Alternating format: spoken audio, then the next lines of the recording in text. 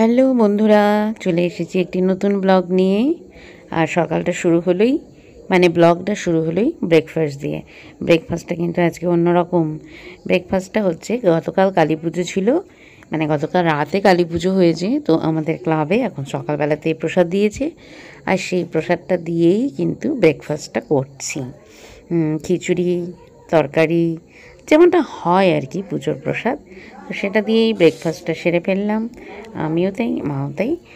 তো ওখানে অনেকটা প্রসাদই দিয়েছিল। আর আমি তো জানোই তোমরা, আমি খিচুড়ি খেতে খুবই ভালোবাসি, আর প্রসাদ খেতে তো বটেই। তো প্রসাদ খেয়ে দিয়ে এবার বাজার করে নিয়েছি। বাজারে বলতে না, এই পাড়াতেই শোল মাছ বিক্রি হচ্ছিল। তো একটা জ্যান্ত শোল মাছ নিয়েছি, 1 কেজির ওপরে এটা মাছ হবে। এবার এভাবে কেটে নিয়েছি। তো আমাদের কলকাতাতে যেমন বেশিরভাগই ছাল ছাড়িয়ে বিক্রি করে না, তো এখানে দেখছি ছাল ছাড়িয়ে কেটে দিল, এটাই ভালো হলো। এবার এটাকে মাংসের মতো করে রান্না করে নেব। আর এদিকে কিছু মূলো শাক রেখে দিয়েছি। মূলো শাক মানে একেবারেই কচি মূলো শাক। এটা না আমাদের কলকাতাতে আমি খুঁজি, কিন্তু খুব একটা পাই না। তো এখানে পেয়ে গেলাম, লোভটা সামলাতে পারলাম না। দেখে মনে হচ্ছে সর্ষে শাক, কিন্তু না, সর্ষে শাক না, মূলো শাক। তো এই ছোটো ছোটো মূলোর ডাঁটাগুলো দিয়ে কিন্তু চচ্চড়িও ভালো খাওয়া যায়। আর এদিকে যেহেতু বলছিলামই গতকাল কালী পুজো হয়েছে, তা বাজারে এসেছিলাম রাত্রেবেলায়, কিছু ওষুধপত্র নেবার ছিল। তা দেখলাম এখানে একটা প্যান্ডেল, এই প্যান্ডেলটা এত ভালো লেগেছে যে পুকুরের মধ্যে দেখো কালী পুজো করেছে। তো প্যান্ডেলটা ভালো লেগেছে বলেই ভাবলাম তোমাদের সাথেও একটু শেয়ার করে দিই।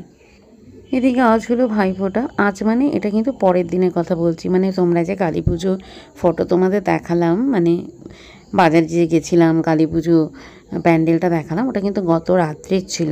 আজকে ভাইফোঁটা, ভাতৃদ্বিতীয়া। তো আজকে পরের দিন আর কি।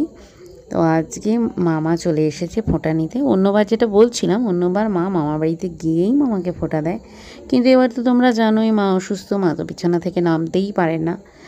তো মা এবার মামাকে এখানেই ফোঁটা দিচ্ছে। তো মামাও এসেছে, আগে মাসিদের ফোঁটা নিয়েছে, ও বাড়িতে মাসিরা ফোঁটা দিয়েছে, তারপরে সেখান থেকে ফোঁটা নিয়ে তারপরে মামা এসেছে। মা এবার ফোঁটা দিচ্ছে।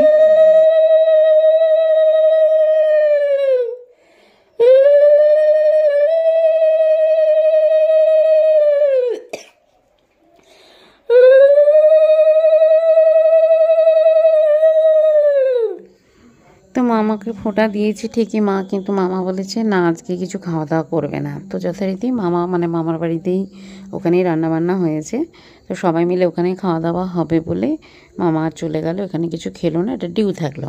এদিকে মামা করেছে কি, যেহেতু মা বা আমি দুজনে কেউই যেতে পারছি না, মানে মাকে ফেলে রেখে তো আমি যেতে পারছি না, সেই জন্য মামা করেছে কি, মামা বলেছে যে, মানে আমাকে টাকা দিয়ে গেছে, বলেছে অনলাইনে অর্ডার কর, তোরা দুজন এখানে খাবি কিছু ভালো মন্দ। তার কি আর ভালো মন্দ খাবো, মানে বিরিয়ানি ছাড়া তো ভাবাই যায় না। তো মামা টাকা দিয়ে গেছিলো, আর আমি অনলাইনে বিরিয়ানি অর্ডার করে দিয়েছি। তো এই বিরিয়ানিটা কিন্তু খুব টেস্টি ছিল। আমি মানে দুটো ধরনের করেছি, একটা মাটন বিরিয়ানি করেছি আর একটা চিকেন বিরিয়ানি করেছি। মানে একটা ছিল হায়দ্রাবাদি বিরিয়ানি আর একটা নর্মাল কলকাতা বিরিয়ানি টাইপের। তো বিরিয়ানিগুলো কিন্তু ভীষণ